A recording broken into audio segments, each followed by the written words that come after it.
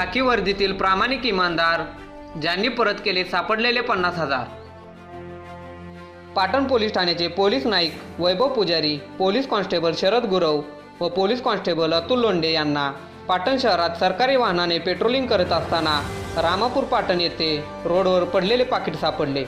त्यात रोख रक्कम 50,000 रुपये, आधार कार्ड, ATM तसेच लायसन्स असे गणेश रामचंद्र कदम राहणार तोरणे तालुका पाटण असे असलेली कागदपत्रे व सापडलेली रोख रक्कम पोलीस ठाण्यात आणून जमा केली व सदर व्यक्तीची चौकशी करून त्या व्यक्तीस पोलीस ठाण्यास बोलावून पाटण पोलीस ठाण्याचे मान्य पोलीस निरीक्षक NR चौकंडे व पोलीस उपनिरीक्षक MR पाटील यांच्या समक्ष त्यांच्या ताब्यात सदरचे सर्व साहित्य व रोख रक्कम परत केली।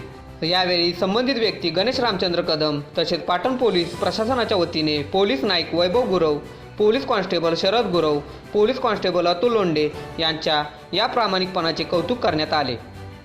पंचनामा न्यूजसाठी उपसंपादक अनिल माने।